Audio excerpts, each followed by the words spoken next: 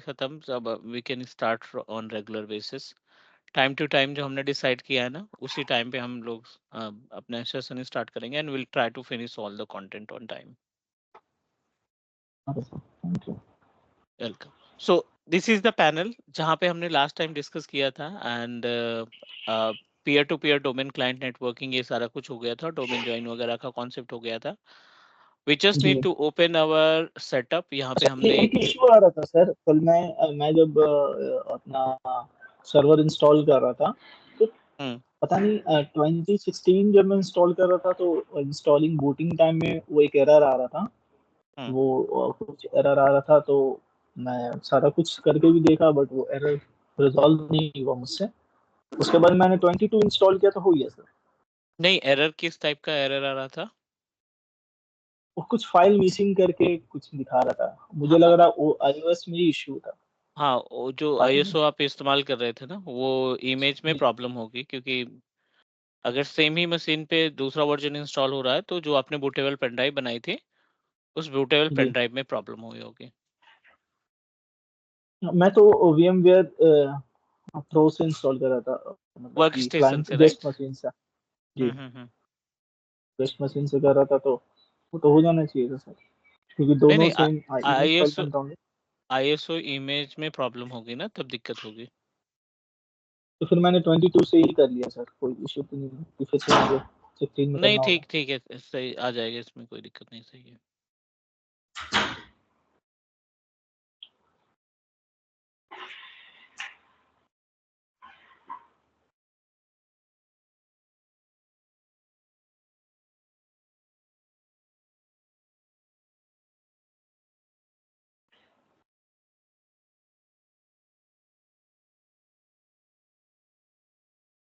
ठीक है, so we are on properties of our users management. हम यहाँ पे यूजर मैनेजमेंट का पार्ट देख रहे थे। टूल्स पे जाते हैं, active directory user and computers के पैनल पे क्लिक करते हैं, and this is the page. Class dot com के नाम से हमारा यूजर रन कर रहा है, और यहाँ पे हमने AWS, एज्योर और टाटा, तीन अलग अलग यूजर्स हमने क्रिएट कर रखे हैं। Our responsibility, we need to know about the options which are available in the users property. इन सभी यूजर्स की प्रॉपर्टीज में जो ऑप्शंस है ना, उनके बारे में हमें मालूम होना चाहिए। एक बार ओपन करते हैं यूजर्स की प्रॉपर्टीज। जनरल टैब में सारी चीजें हमने डिस्कस कर ली हैं। अकाउंट के अंदर दो ऑप्शन दिखाई पड़ते हैं, लॉगन आवर और लॉगन टू का, ये भी हमने कंप्लीट कर लिया है। दोनों के ये बीच में नीचे क्या है सर, अकाउंट्स ऑप्शंस चार जो चेक बॉक्स है? अच्छा, so account option basically use किया जाता है अपने यूजर्स को मैनेज करने के लिए। मल्टीपल ऑप्शंस आपको दिखाई पड़ रहे हैं यहाँ पे। पहले से स्टार्ट करते हैं, जो आपका बेस है, user must change password at next login. अगर आप ये चेक मार्क कर देते हो तो आपका जो यूजर है ना, जब भी क्लाइंट्स मशीन से आप लॉगिन करोगे, जब भी आप क्लाइंट कंप्यूटर से इसको लॉगिन करोगे ना, उस केस में ये आपको नया पासवर्ड कॉन्फ़िगर करने के लिए अगला पेज प्रोवाइड कर देगा। इससे बेनिफिट क्या होता है कि हम अपने कस्टमर को, हम अपने क्लाइंट को जो है टेम्परेरी पासवर्ड दे देंगे, और फिर वो क्लाइंट क्या करेगा, उस पासवर्ड को अपने अकॉर्डिंग सेटअप कर देगा। मान लीजिए आप क्लाइंट हैंडल कर रहे हो, आप विंडोज 10 मशीन पे हो, मैंने अपना डोमेन कंट्रोलर से एक यूजर बना के आपके साथ शेयर किया, और abc@समथिंग, abc@123 करके पासवर्ड हमने आपको टेम्परेरी बेसिस पे प्रोवाइड कर दिया। अब abc@123 जब आप मेंशन करोगे तो अगली बार मींस इमीडिएटली आपको नया पॉपअप दिखाई पड़ जाएगा, जिसमें आप नया यूजर और पासवर्ड प्रोवाइड करोगे। ओके, फिर वही ठीक है, पासवर्ड कंटिन्यू रहेगा हमारा? फिर वो आपका पर्सनल रहेगा। एडमिन को भी नहीं पता रहेगा कि आपका पासवर्ड क्या है। ठीक है, क्योंकि अगर एडमिन को पासवर्ड मालूम चलेगा तो ये सिक्योरिटी क्या गेन है, वो कुछ भी टास्क परफॉर्म कर सकता है। सो दैट्स वाई हम्म, इस इन्वायरमेंट को ऐसे डिजाइन किया गया है कि क्लाइंट अपने पासवर्ड की रिस्पॉन्सिबिलिटी खुद ले। जो उसको पासवर्ड कॉन्फ़िगर करना है, वो उसकी रिस्पॉन्सिबिलिटी, वो अपने अकॉर्डिंग पासवर्ड को मैनेज कर सकता है। बेसिकली हम लोग इसी प्रोसेस को फॉलो करते हैं। हाँ, रियल इन्वायरमेंट में, प्रोडक्शन इन्वायरमेंट में हम इसी प्रोसीजर को फॉलो करते हैं।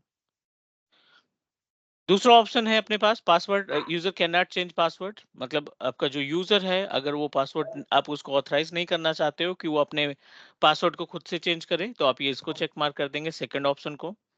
थर्ड ऑप्शन है पासवर्ड नेवर एक्सपायर। आप जो एक्सपायरेशन सेट करते हैं पासवर्ड का, कि 3 महीने बाद आपका पासवर्ड एक्सपायर हो जाएगा, and you need to reset the password again. ठीक है, या 60 डेज के अंदर या 30 डेज के अंदर एज पर द रिक्वायरमेंट आप यहाँ पे इसकी not expiry means for permanent हमेशा के लिए आपका पासवर्ड अप्लीकेबल रहेगा अगर आप ये मेंशन कर देते हैं पासवर्ड नेवर एक्सपायर का। ठीक है, तो अगले पार्ट में चलते हैं। अगला पार्ट जो है अपने पास which is related to the store password using reversible encryption. ये एक तरीके की सिक्योरिटी होती है। इन केस कोई भी बंदा अगर पासवर्ड को हैक करने की कोशिश करता है, किसी भी मेथड के जरिए उस पासवर्ड को एक्सेस करने की कोशिश करता है, सो इस केस में आपका जो यूजर है जो आपका पासवर्ड है पूरी तरीके से प्रोटेक्टेड रहेगा अगर आपने ये रिवर्सेबल को एक्टिवेट कर रखा है। Account is disable as per the name suggest, the meaning of account is disable. अगर आप अपने यूजर को टेम्परेरी बेसिस पे अपने यूजर को टेम्परेरी बेसिस पे ब्लॉक करना चाहते हो कि आप नहीं चाहते हैं कि आपका यूजर जो है लॉगिन करे, सो टेम्परेरी बेसिस पे ब्लॉकिंग के लिए आप इसका इस्तेमाल करेंगे अकाउंट इज डिसेबल। अगला smart card is required for the interactive login. So in this case आपके पास एक डिवाइस होगी जो स्मार्ट कार्ड को एक्सेस करेगा। आप उस डिवाइस के ऊपर स्मार्ट कार्ड को टच कराएंगे एंड देन आपका सिस्टम लॉगिन करेगा। ये फिजिकल सिक्योरिटी कंसीडर किया जाता है। जो बड़े बड़े सर्वर रूम होते हैं, सर्वर रूम को एक्सेस करने के लिए स्मार्ट कार्ड की जरूरत होती है। बड़े बड़े सर्वर को लॉगिन करने के लिए स्मार्ट कार्ड की रिक्वायरमेंट होती है। ये कहीं ना कहीं सिक्योरिटी के लिए इस्तेमाल किया जाता है कि पासवर्ड तो आपको देना ही पड़ेगा, पासवर्ड के साथ साथ आपको स्मार्ट कार्ड की भी रिक्वायरमेंट होगी। अगला जो ऑप्शन है, account is sensitive and can not be delegated. अगर आप ये चेक मार्क कर देते हैं तो आपका जो अकाउंट है उसको आप डेलीगेट नहीं कर सकते। आप उसकी परमिशंस को आप उसके ऊपर कोई भी एडिशनल परमिशंस नहीं दे सकते क्योंकि वो आपका अकाउंट एज ए मार्क है as a sensitive.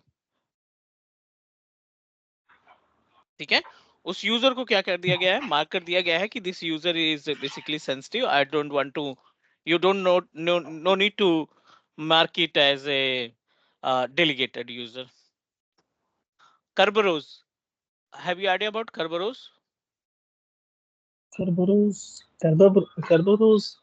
is yeah, just like मैंने इसको सुना है सर। ये एक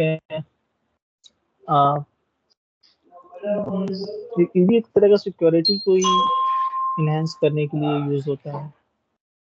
Kerberos पर is a type of protocol which is responsible to manage your password activity. ठीक है, ओके Kerberos क्या है? Kerberos is a type of what we can say. Kerberos is a type of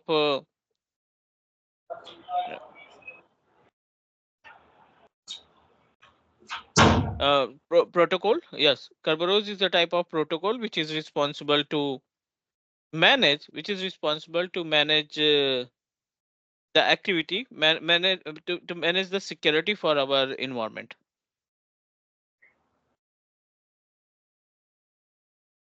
okay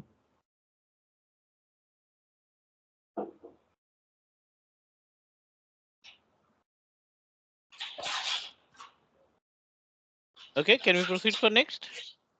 yes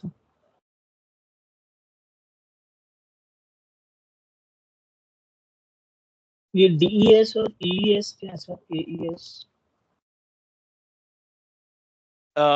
DES encryption type of this account. Kerberos DES basically it's a type of security.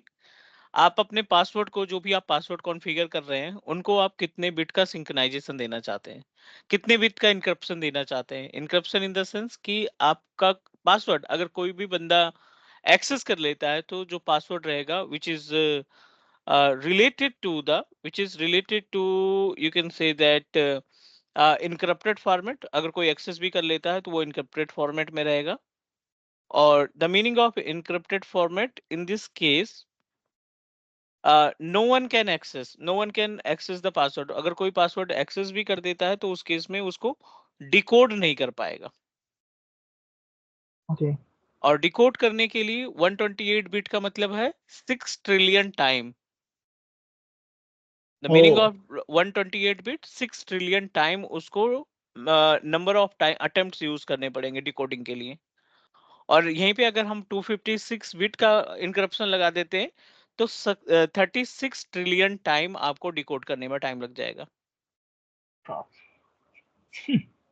ठीक है, so that's why इनको आप configure करते हैं।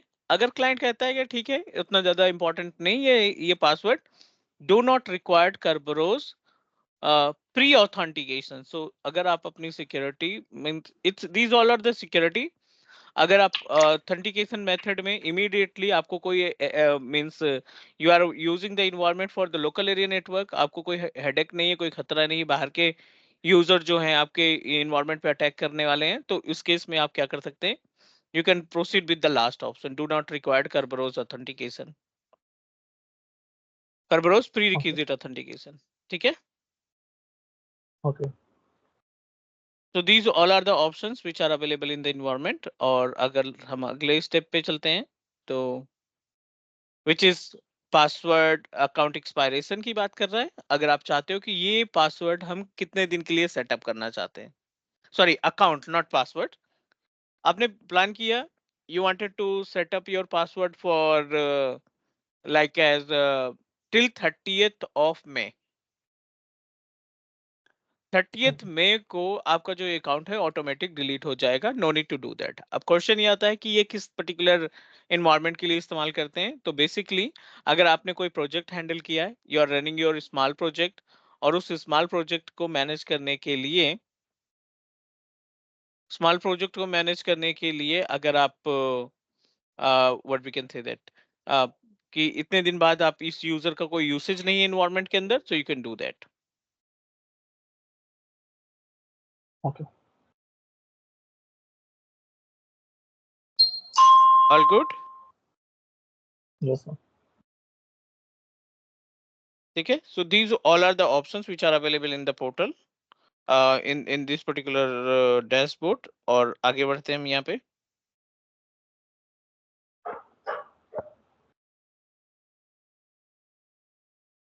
Next अगला जो option है profile का, any idea about the profile, हमने कुछ डिस्कस किया था प्रोफाइल के बारे में। प्रोफाइल के बारे में प्रोफाइल के बारे में हमने तो ऐसा कुछ no one script and profile path, नहीं सर इसके बारे में ऐसा कुछ बताया नहीं था आपने। What you understand about the profile, आपके अकॉर्डिंग प्रोफाइल क्या है। ये प्रोफाइल पाथ आपने एक बार ऐसी बताया था सर कि मैंने आपसे पूछा था कि प्रोफाइल पाथ मतलब वही जैसे हम लोग वेब सर्विस के लिए हम लोग अपना प्रोफाइल को यूज करते हैं, रोमिंग प्रोफाइल ऐसा कुछ आपने शायद कुछ कहा था क्या? Correct, it's a type of roaming profile, इसको हम बोल सकते हैं it's a type of roaming profile.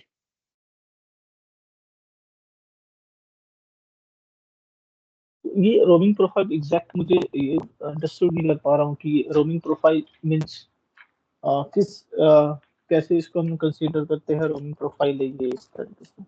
हर एक ऑर्गेनाइजेशन में जो रिस्पॉन्सिबिलिटी होती है, अभी तो फिलहाल रोमिंग प्रोफाइल का यूज जो है बंद कर दिया गया है क्योंकि इसकी बहुत सारी डिमेरिट हैं। But as a engineer you should know about कि आपके पास अल्टरनेट ऑप्शन होना चाहिए। हमने ये रोमिंग प्रोफाइल के बारे में बात किया था, ठीक है। So let's try to understand more about the roaming profile की किस तरीके से इसको इस्तेमाल किया जाता है। ठीक है, सो यहाँ पे फॉर एग्जांपल अपने पास एक इन्वायरमेंट, एक एग्जांपल के थ्रू समझने की कोशिश करते हैं रोमिंग प्रोफाइल का कॉन्सेप्ट क्या है। Give me 1 minute, it is not connecting. ठीक है, अब यहाँ पे हम बात करते हैं रोमिंग प्रोफाइल से रिलेटेड। यहाँ पे हमने डोमेन लगाया, this is our ADDS server, multiple clients are connected with same machine, मतलब इसी डोमेन से multiple client machines are connected. और यहाँ पे हमने एक स्विच इस्टेब्लिश किया, यहाँ पे हमने सारी मशीनें आपस में कनेक्टेड है like this. Think about the roaming profile, यहाँ पे समझने की कोशिश करते हैं रोमिंग प्रोफाइल है क्या। आपने एक यूजर बनाया विद नेम ऑफ टाटा और n number of machine, these machines are you can say that member of domain controller. ये सभी मशीनें क्या है, डोमेन कंट्रोलर का मेंबर है। नाउ इन दिस केस अगर आपने इस मशीन को टाटा यूजर से लॉगिन कराया, ठीक है, and with the help of Tata user आपने डाउनलोड फोल्डर में कुछ डेटा डाउनलोड कर लिया, आपने डेस्कटॉप में कुछ डेटा स्टोर कर दिया, आपने माई म्यूजिक या माई डॉक्यूमेंट में कुछ डेटा अपलोड कर दिया, और रिसाइकल बिन में भी कुछ डेटा अवेलेबल है। ये सभी आपके जो लोकेशंस है ना, ये आपका यूजर डेटा प्रोफाइल कहलाते हैं। ये यूजर डेटा प्रोफाइल के अंदर आते हैं। मतलब ये, जब भी आप यूजर को लॉग इन करोगे किसी मशीन पे XYZ कंप्यूटर के ऊपर, ये सारी चीजें ये सारे फोल्डर्स, फाइल, डेटा ऑटोमेटिकली आपके सिस्टम पे क्रिएट हो जाएंगे। डाउनलोड का फोल्डर अपने आप आ जाएगा, माई डॉक्यूमेंट का फोल्डर अपने आप आ जाएगा, और डेस्कटॉप पे जो चीजें रखेंगे वो उस पर्टिकुलर यूजर के अकाउंट में जाएगा।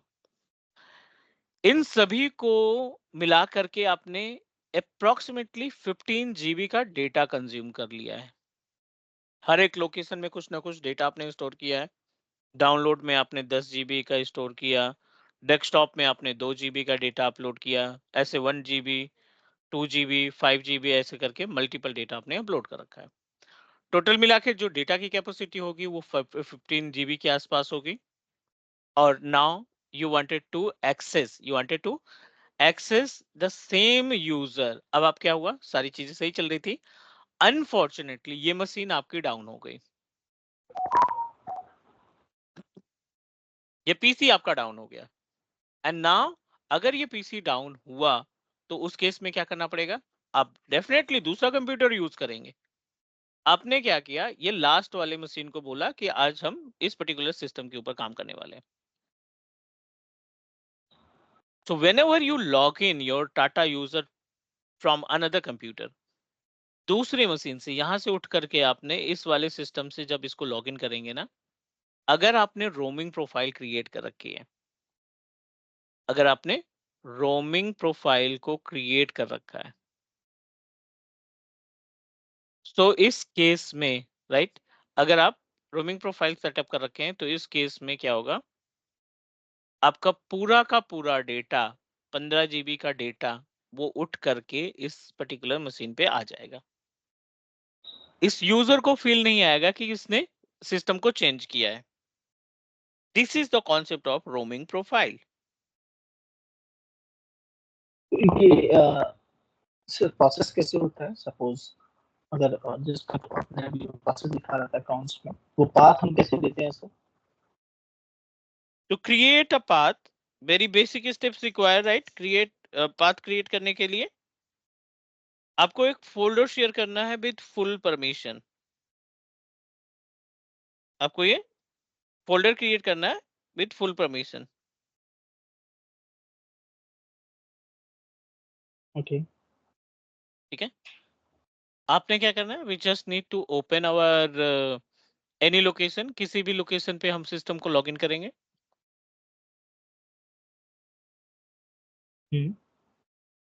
एंड किसी भी location, in the sense location का meaning I am talking about कि डी ड्राइव, ई ड्राइव, मान लीजिए ये आपके पास सिस्टम है, और फोल्डर पे क्रिएट करते हैं एक नया फोल्डर, इसको हम दे देते हैं शेयर नाम। आप इस फोल्डर की प्रॉपर्टीज पे जाओ, पूरी परमिशन के साथ, sharing, advance sharing, share this folder permission, allow, apply, okay. अब आपका पास जो नेटवर्क का पाथ होगा कुछ इस तरीके से होगा, ये नेटवर्क पाथ आप कॉपी करेंगे। कॉपी करने के बाद आप यहाँ पे प्रोफाइल पाथ का ऑप्शन आ रहा है, ये लोकल पाथ ऑप्शन दिखाई पड़ रहा है, इस लोकल पाथ को यहाँ पे पेस्ट कर देंगे। ठीक है, ये आपका ड्राइव लेटर डिसाइड कर लो क्या ड्राइव लेटर देना है।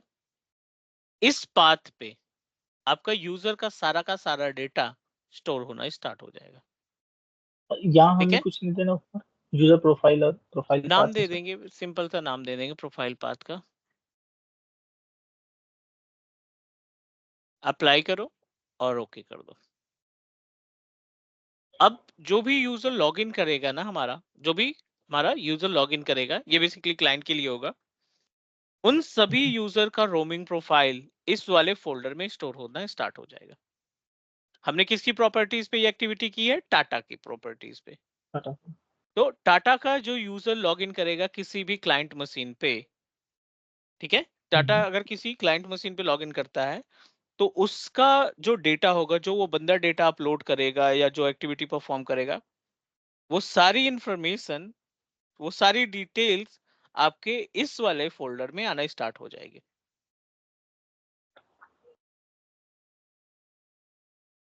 ओनली फॉर लेकिन टाटा, टाटा यूजर। हम प्रॉपर्टी तो डाटा की ओपन किए ना, तो it is applicable for Tata, और हर एक टाटा यूजर के यूजर। लिए ये करना पड़ेगा। लेकिन एक चीज और, आज की डेट में, राइट, आज की डेट में कोई भी ऑर्गेनाइजेशन इस मेथड का इस्तेमाल नहीं करते। ओके। क्यों से? ठीक है, क्योंकि इसमें प्रॉब्लम क्या होती है कि जब आपका रोमिंग प्रोफाइल आपने कॉन्फ़िगर किया और आप अपने दूसरी मशीन से लॉगिन करना चाहते हो सिस्टम को, राइट, दूसरे मशीन से सिस्टम को लॉगिन करना चाहते हो, इस केस में जब तक आपका पूरा डेटा पूरी तरीके से अपलोड नहीं हो जाएगा, जब तक आपका डेटा पूरी तरीके से अपलोड नहीं हो जाएगा, आपका यूजर लॉगिन नहीं करने देगा। ओके।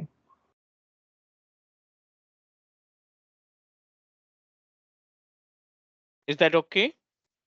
या। ठीक है, चलो, मान लीजिए यहाँ पे हम डिस्कस कर रहे थे कि आपका टाटा यूजर, अभी तक आपने इस मशीन को लॉगिन किया, इस मशीन से यूज किया। अब यस सर। अगर आप इसी यूजर को यहाँ पे लॉगिन करते हो और आपके ने 15 GB का डेटा इससे अपलोड करके रखा था, डाउनलोड करके रखा था, सो इस सिचुएशन में क्या होगा, जब तक ये 15 GB का डेटा इसमें अपलोड नहीं हो जाएगा, आपका यूजर लॉगिन ही नहीं होगा।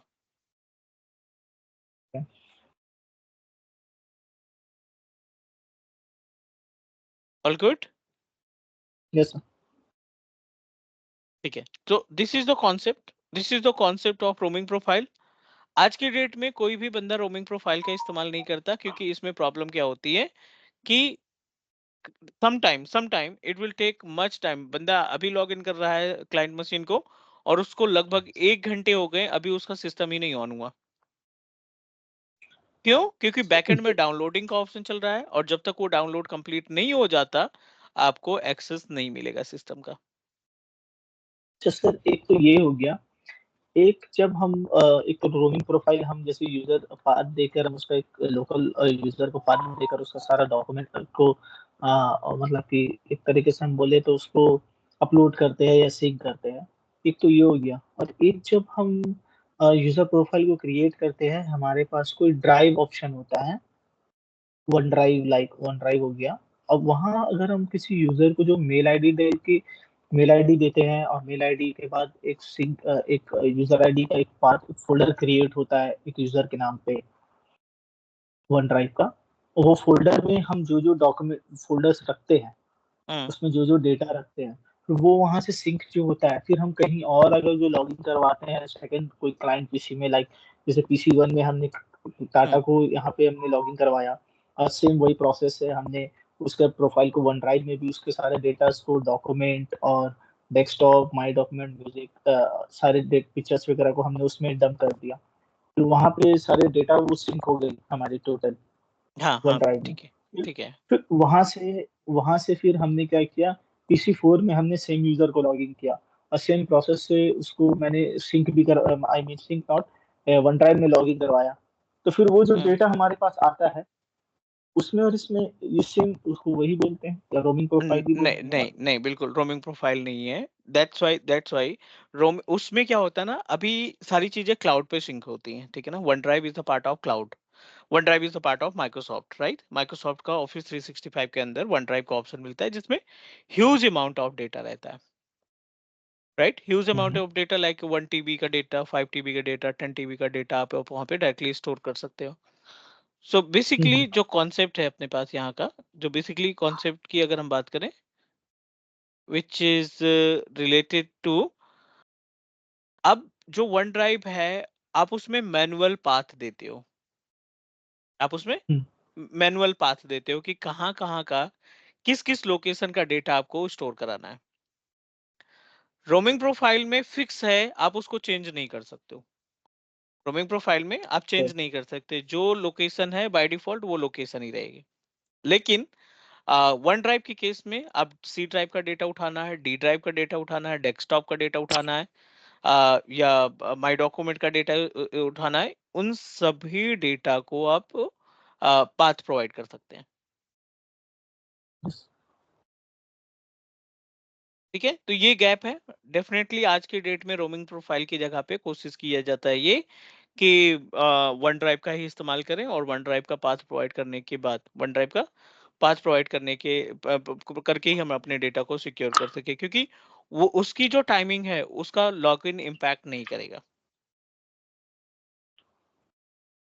और साइड बाय साइड वो अपना सिंक भी होते रहते हैं, और हाँ, क्योंकि उसमें यूजर अपना लॉग इन उसमें करता इमीडिएटली आप लॉगिन कर सकते हो, इमीडिएटली आप लॉगिन कर सकते हो, उसमें ज्यादा टाइमिंग नहीं लगेगी। प्लस अगले स्टेप की अगर हम बात करें तो उस केस में क्या होगा कि जो डाटा डाउनलोड करने का या अपलोड करने का ऑप्शन है ना, वो डिपेंड करता है आपके इंटरनेट स्पीड के ऊपर।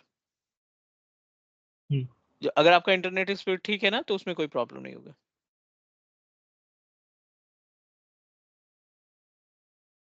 Yes sir. ठीक है, तो ये हो गया अपने पास रोमिंग प्रोफाइल के concept. Done. Yes sir.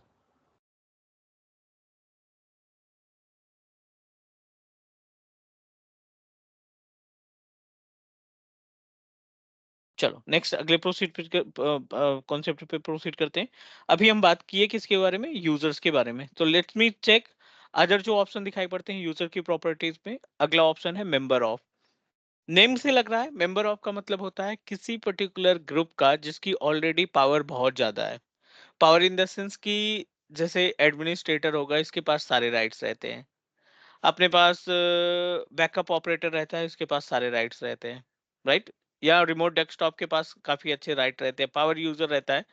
Multiple list होती है जिनके पास राइट्स बहुत ज्यादा होते हैं, जिनके पास टास्क परफॉर्म करने के लिए ऑप्शंस बहुत ज्यादा होते हैं।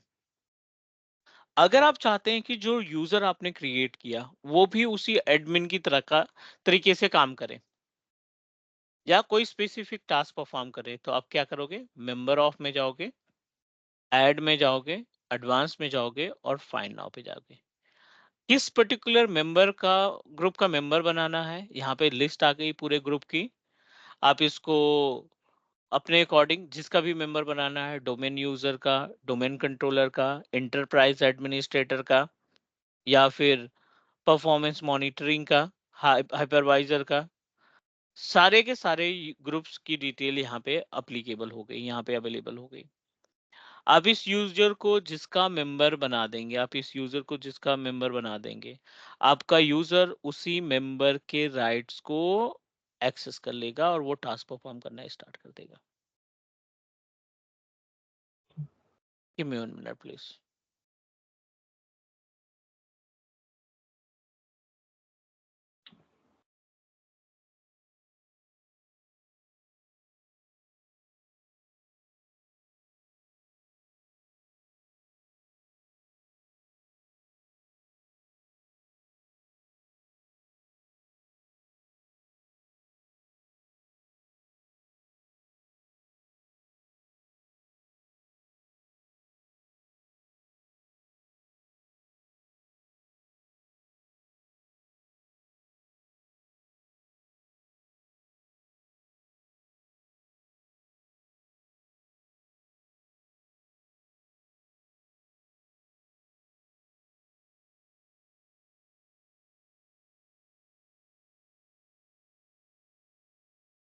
Arif, can you hear me? Yes sir. ठीक है। अब यहाँ पे जो ऑप्शन दिखाई पड़ रहे हैं, इसको बोला जाता है delegation for our active directory user. The meaning of delegation, किसी भी यूजर को अगर उसकी परमिशंस को इनहेंस करना है, उसके राइट्स को बढ़ाना है, तो आप क्या करेंगे, मेंबर ऑफ का ऑप्शन सेलेक्ट करेंगे।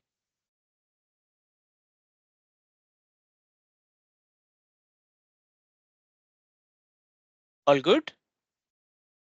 Yes sir.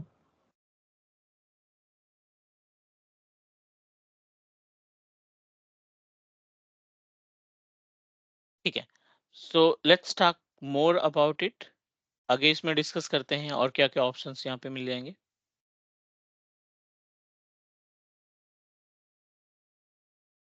In the users properties delegation के बाद जो अगला ऑप्शन है which is remote desktop service profile.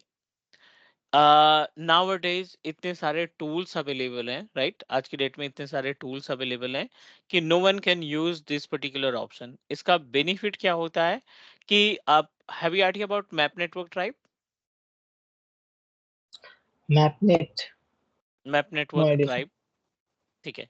इस केस में क्या होता मैपनेट है? जो हम लोग अपने से ड्राइव को मैप करते हैं, लाइक सपोज हमने कोई फोल्डर क्रिएट किया हम्म, और उसको हम शेयर करके उसमें जो फिर हम राइट क्लिक करते हैं तो उसमें ड्राइव मैपिंग का ऑप्शन आता है, तो उसको करेक्ट। हम ड्राइव का पार्ट, वही है सर। लगभग उसी तरीके से है, बट ये रिमोट डेस्कटॉप के लिए है। जब आप आरडीएस कॉन्फ़िगर करते हो ना, रिमोट डेस्कटॉप हम्म, सर्विसेज जब आप कॉन्फ़िगर करते हैं तो उस केस में इसका इस्तेमाल किया जाता है। एक ही सिस्टम को मल्टीपल यूजर के through at a same time जब आप एक्सेस करते हो, वो हमारा आरडीएस का पार्ट कहलाता है। ठीक है। सो अभी इसकी रिक्वायरमेंट नहीं है। जनरल टैब में आपको सारी चीजें आनी चाहिए। You should know about the computer के ऑप्शन, सॉरी, एड्रेस की डिटेल में, अकाउंट की डिटेल में, मेंबर ऑफ के केस में, और प्रोफाइल का भी इस्तेमाल नहीं है, बट प्रोफाइल भी थोड़ा बहुत हमें आइडिया होना चाहिए कि प्रोफाइल किस तरीके से काम करता है।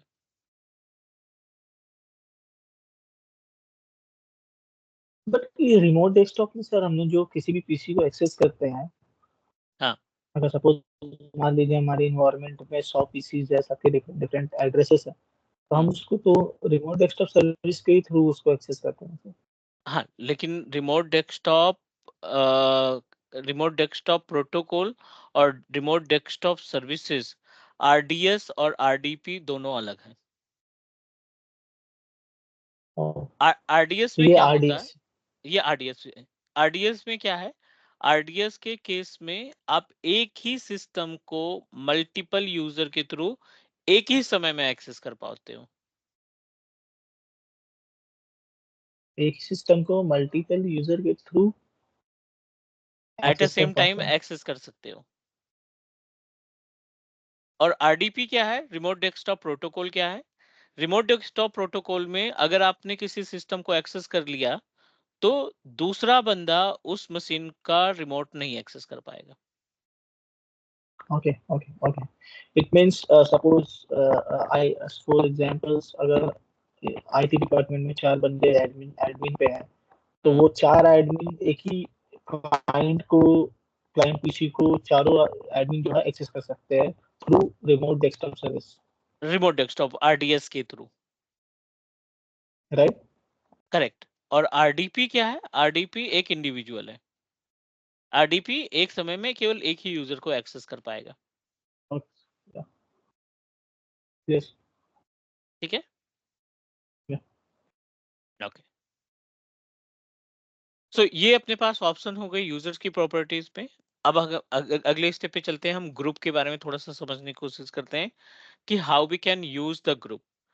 यूजर के बाद राइट क्लिक करते हैं ब्लैंक स्पेस पे, न्यू पे जाते हैं, और न्यू पे यहाँ पे एक ऑप्शन दिखाई पड़ गया ग्रुप का।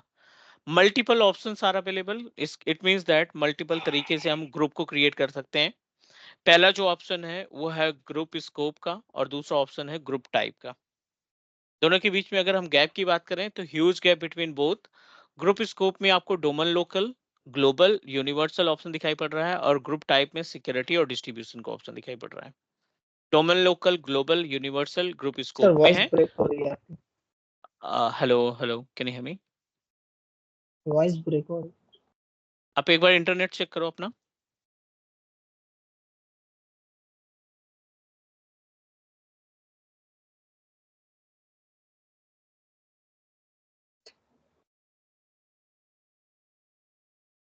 हेलो, कैन यू हियर मी? है। यस सर, आवाज तो आ रही है। अभी आ रही है आवाज? यस, आ रही है। ADDS group management.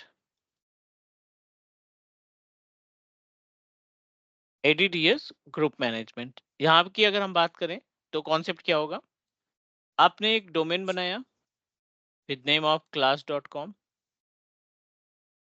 और ये है रूट डोमेन। ठीक है, ये हमारा रूट डोमेन कहलाएगा आपका मेन डोमेन कंट्रोलर। और इसी से जुड़ा हुआ आपने एक एडीसी बना लिया, जो कि कहलाएगा आपका backup domain. Additional domain, backup domain.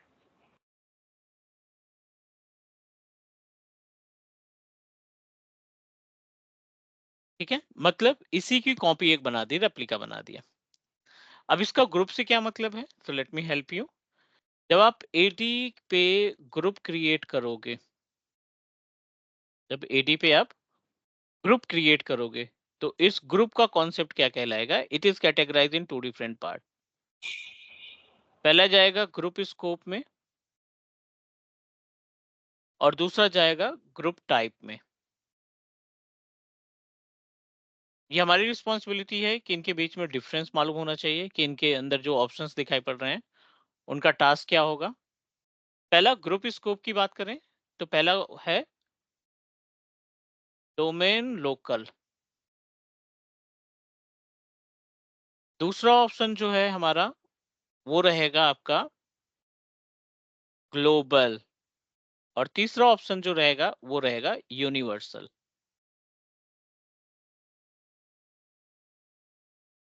यहीं पे अगर हम बात करें ग्रुप टाइप में, तो 2 पार्ट इसमें भी कैटेगराइज किया गया है, सिक्योरिटी ग्रुप और दूसरा मिलेगा आपको डिस्ट्रीब्यूशन ग्रुप। ये टोटल ग्रुप की हिस्ट्री हो गई, डिटेल्स हो गई। इंटरव्यूअर कहीं से भी क्वेश्चन पुट करेगा, इन्हीं पांचों में से क्वेश्चन आपके पास आएगा। ठीक है, अब यहाँ पे कॉन्सेप्ट कहता है लोकल डोमेन से स्टार्ट करते हैं। अगर आपने कोई ग्रुप बनाया bye selecting the feature of local domain, आपने ग्रुप बनाया टेस्ट ग्रुप के नाम से,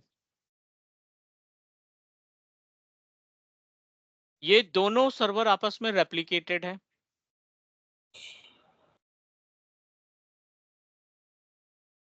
ये दोनों सर्वर आपके क्या है, आपस में रेप्लिकेटेड है। The meaning application. Of replicated, यहाँ पे जो बनाओगे वो यहाँ पे रिफ्लेक्ट होगा। आपने यूजर बनाया, ग्रुप बनाया, कंप्यूटर बनाया, कुछ भी, कोई XYZ, कोई भी सर्विस आप क्रिएट करते हो वो दूसरे में इमीडिएटली दिखना स्टार्ट हो जाएगी। ठीक है, लेकिन आप नहीं चाहते हैं कि ये चीज हमारी रेप्लिकेट हो।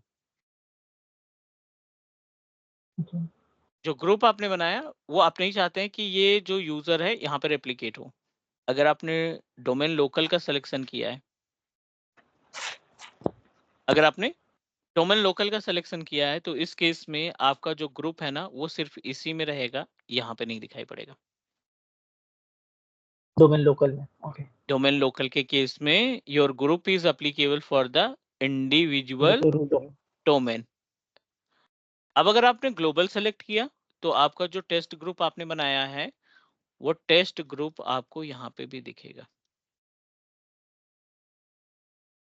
ये दोनों मशीनों के अंदर आपका ग्रुप दिखना स्टार्ट हो जाएगा।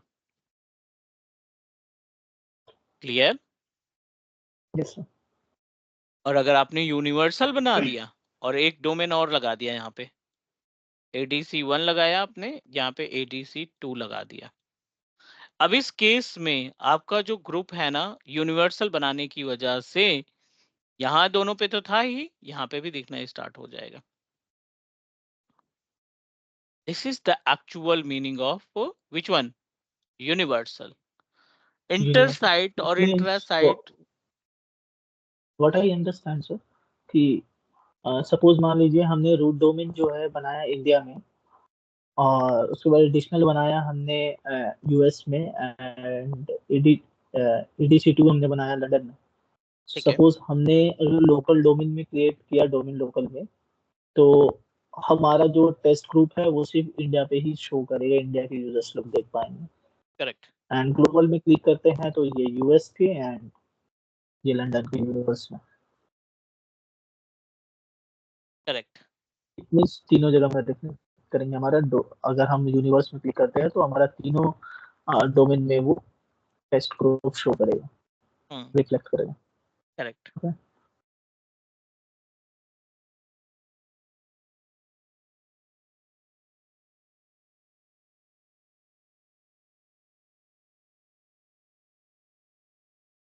All good about these 3 different option. Yes sir. अब बात आती है सिक्योरिटी की और डिस्ट्रीब्यूशन की।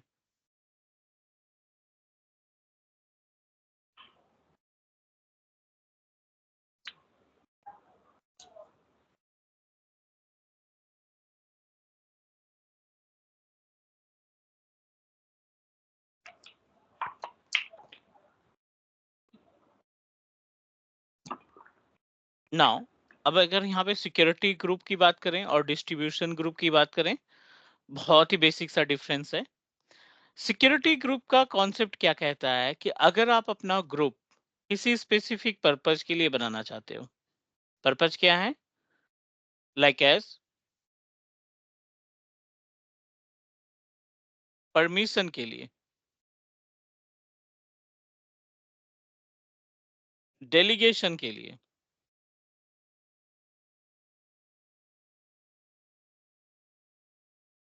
शेयरिंग के लिए, ठीक है। अगर आपको इन सभी टास्क का या कंटेनर के लिए, अगर ये सभी टास्क आप परफॉर्म करना चाहते हो, इन तरीके के टास्क को परफॉर्म करना चाहते हो, सो उस केस में आपका कौन सा ग्रुप आएगा? Which is consider as a security group. Security group.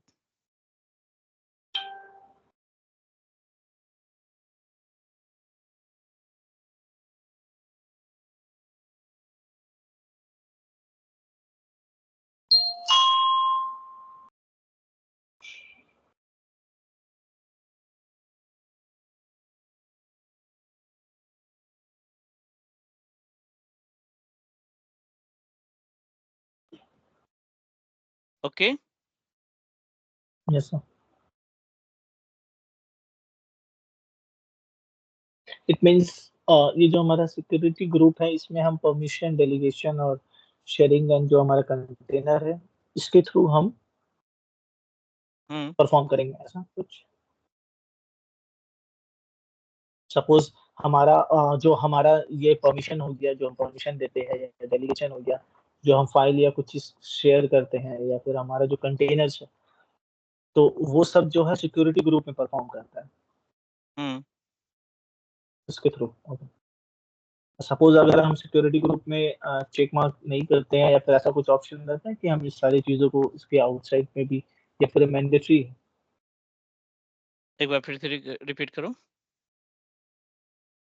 जैसे कि ये हमारा 4 टास्क हम परफॉर्म कर, सपोज ये हमारा जो सिक्योरिटी ग्रुप है इसमें जो हम ये हम्म। 4 हमारे जो परमिशन और delegation and sharing and containers जो है, हम्म। ये बाय डिफॉल्ट जो है सिक्योरिटी ग्रुप में से ही परफॉर्म होता है, या फिर हम इसे परफॉर्म करने के लिए इस पर्टिकुलर सिक्योरिटी ग्रुप को हम सेलेक्ट करते हैं। दोनों एक ही बात है ना कि आप जो सिक्योरिटी ग्रुप बनाते हो ना, ये चारों तरीके के टास्क हम परफॉर्म कर पाते हैं, करेक्ट। शेयरिंग के लिए इसका बनाते हैं, कंटेनर्स की तरीके से इस्तेमाल करते हैं, डेलीगेशन की तरीके से इस्तेमाल कर सकते हैं, परमिशंस की तरीके से हम इसका इस्तेमाल कर सकते हैं। इन चारों एक्टिविटी को मैनेज करने के लिए हम इसका इस्तेमाल कर सकते हैं। ओके। कोई जरूरी नहीं कि चारों एक साथ हो, एक इंडिविजुअल टास्क के लिए भी आप कर लो ना। परमिशन के लिए करना है तो परमिशन के लिए हो जाएगा, आपको केवल डेलीगेशन करना ओके। है डेलीगेशन के लिए, शेयरिंग के लिए अलग। और अगर हम डिस्ट्रीब्यूशन की बात करें तो डिस्ट्रीब्यूशन के केस में ये होता है ऑफिस 365 के लिए, ये माइक्रोसॉफ्ट 365 की सर्विसेज को मैनेज करने के लिए इसका इस्तेमाल किया जाता है।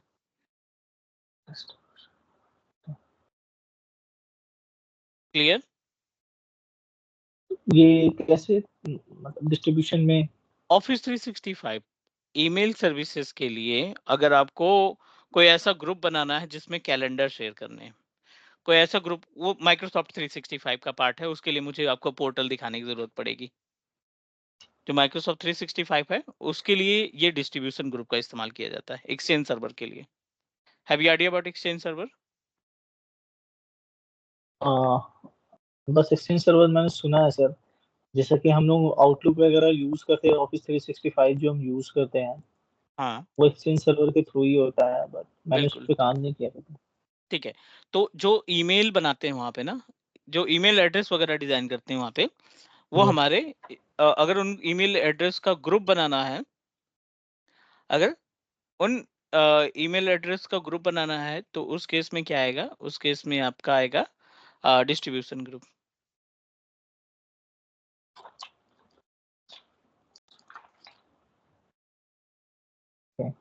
All good.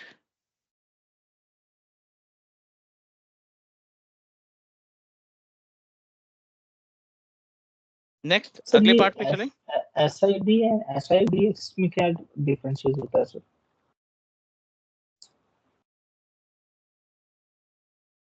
सॉरी, एक बार फिर से रिपीट करो। Machine SID and SIDX difference क्या होता है sir? SID and SIDX।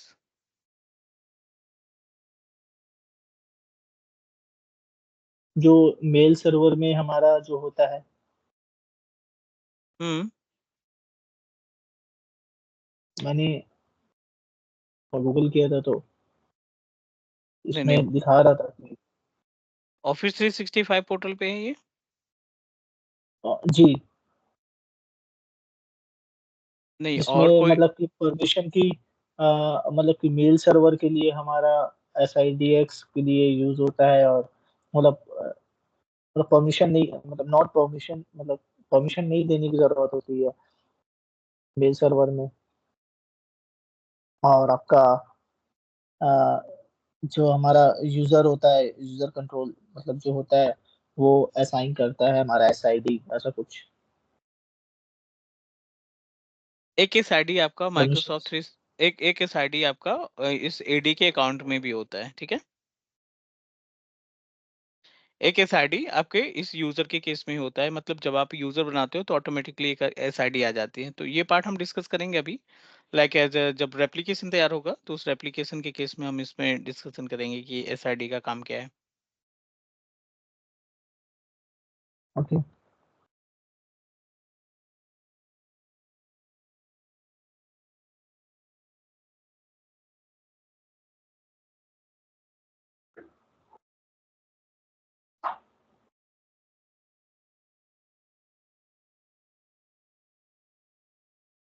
Done. So group का कॉन्सेप्ट क्लियर हुआ, ग्रुप और जो हमने पार्ट डिसाइड किया ग्रुप के अंदर। All good. यस।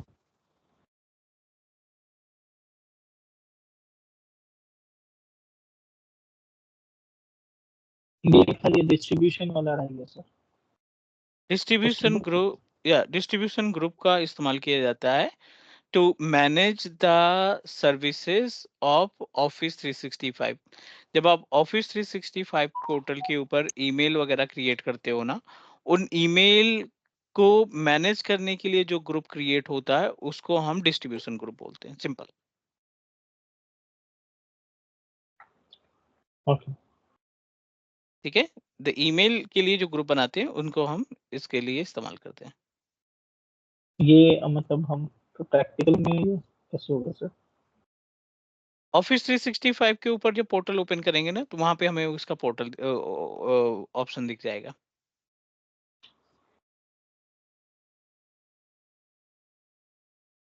तो ये प्रैक्टिकल क्लासेस होगी सर इसकी? मेरे पास 365 का अकाउंट मुझे बनाना पड़ेगा, एक बार मैं क्रिएट कर लेता हूँ एंड देन इसको हम देख लेंगे, प्रैक्टिकली देख लेंगे।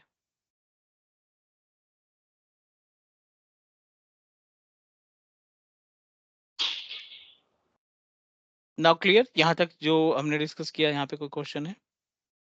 No sir.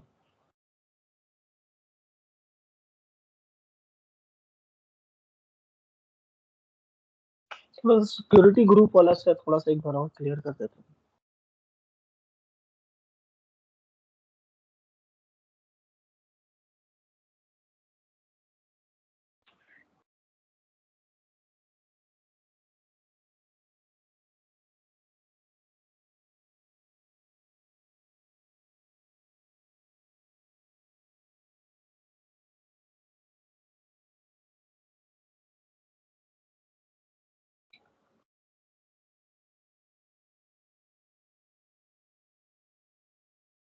Hello.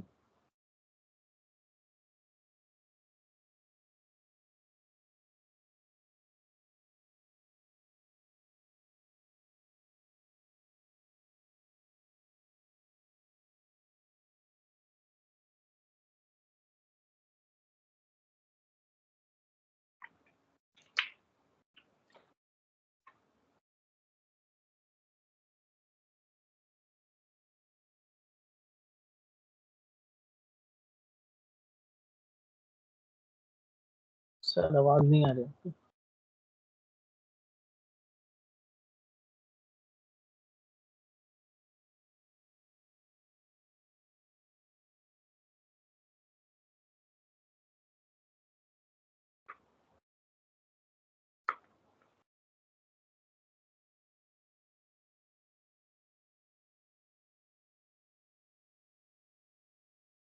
Hello Arif, can you hear me now? Yes sir. Security group में चलो एक छोटा सा एग्जांपल देखते हैं कि सिक्योरिटी ग्रुप का कॉन्सेप्ट क्या है। इसमें हमने 4 चीजें मेंशन की हैं, राइट? एक परमिशन है, दूसरा डेलीगेशन है, तीसरा शेयरिंग है, चौथा कंटेनर है। ठीक है, अब यहाँ पे एक डायग्राम के थ्रू समझने की कोशिश करते हैं सिक्योरिटी ग्रुप काम कैसे करेगा। मान लीजिए ये आपका डोमेन कंट्रोलर है, ठीक है, दिस इज अवर डोमेन, और इस डोमेन पे आपने बनाया है कुछ यूजर। AWS एक यूजर है, टाटा एक यूजर है, टेलनेट एक यूजर है। ठीक है, मल्टीपल यूजर्स आपने क्रिएट कर रखे हैं। ये डोमेन आपका क्लाइंट से कनेक्टेड है, multiple client machines are available, यहाँ पे multiple client machines are available, और हर एक क्लाइंट मशीन के लिए आपने एक यूजर डिसाइड कर लिया। आपने एक फोल्डर शेयर किया परमिशन के साथ, और इसको आपको AWS वाला बंदा या टाटा का जो यूजर है ना, ये दोनों इस शेयर फोल्डर को एक्सेस कर सकते हैं। ये फोल्डर जो है, ये फोल्डर जो है आपके यूजर जो है आसानी से एक्सेस कर सकते हैं। दूसरा, अगर हम स्टेप की बात करें, I don't want to authorise telnet user, हम नहीं चाहते हैं कि ये टेलनेट यूजर जो है इस शेयर फोल्डर को एक्सेस करे। तो अब यूजर अभी हमने 3 का एग्जांपल लिया है, हो सकता है इससे ज्यादा भी हो सकते हैं। तो आप क्या बनाओगे? एक सिक्योरिटी ग्रुप बनाओगे आप, और इस सिक्योरिटी ग्रुप के अंदर AWS को और टाटा यूजर को एक्सेस करा देंगे। ठीक है, AWS को और टाटा यूजर को हम क्या करा देंगे? एक्सेस करा देंगे। टेलनेट को इसका मेंबर नहीं क्रिएट करेंगे। ठीक है, और ये आपने क्या सिक्योरिटी किया? Group like one folder? नहीं नहीं भाई, folder is a separate part. इस फोल्डर के ऊपर परमिशन हम शेयर करना चाहते हैं। ये फोल्डर हमारा शेयर हो गया, हम चाहते हैं कि केवल AWS और टाटा इसको देख पाए फोल्डर को, और टेलनेट ना देख पाए। Okay fine. इन दोनों यूजर को हमने इस ग्रुप के अंदर स्टोर कर दिया, इन दोनों यूजर को इस ग्रुप के अंदर स्टोर कर दिया, और इस ग्रुप को फोल्डर के लिए अलाउ कर दिया कि ये अलाउ है। यूजर को नहीं किया हमने, पूरे ओके। ग्रुप को कर दिया। अब ये ग्रुप हमारा परमानेंट के लिए अलाउ हो गया। परमानेंट के लिए अलाउ हो गया इन द सेंस कि जो भी पुराने यूजर हैं और या जो नए यूजर इसमें आप ऐड करोगे, वो सभी बंदे, जो नए यूजर हैं और जो पुराने यूजर हैं, वो सभी बंदे इस ग्रुप का मेंबर बनते ही इस फोल्डर को एक्सेस करना स्टार्ट कर देंगे। Authorise to access.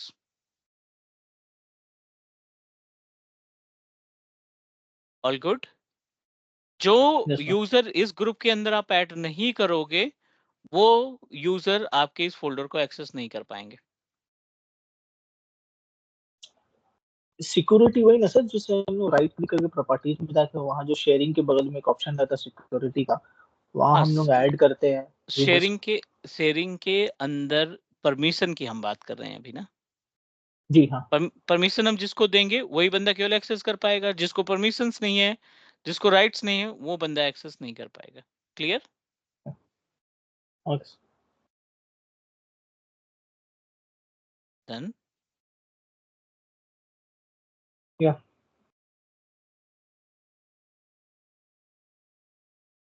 ये हो गया कॉन्सेप्ट।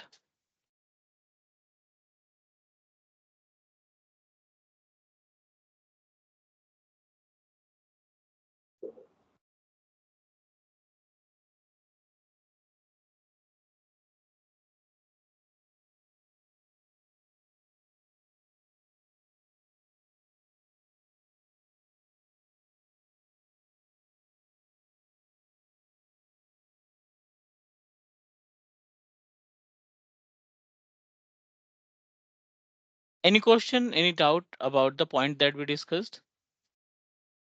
No sir. ठीक है यहाँ तक? So next, our responsibility to manage the environment. हमें एक क्लाइंट मशीन क्रिएट करके सेटअप करना है और उसमें यूजर की एक्टिविटी को परफॉर्म करते हैं। ठीक है, सो ये पार्ट हम कल का प्रैक्टिकल रखते हैं। कल हम मॉर्निंग में कनेक्ट करेंगे 10:30 पे और फिर ये सारा प्रैक्टिकल कंप्लीट कर लेंगे। Okay, okay, okay sir. चलो मैं इसकी रिकॉर्डिंग भेज दूंगा, बाकी कल कनेक्ट करते हैं और सुबह मॉर्निंग में और डिस्कस करते हैं more about it. Okay, okay, okay, thank you. Okay.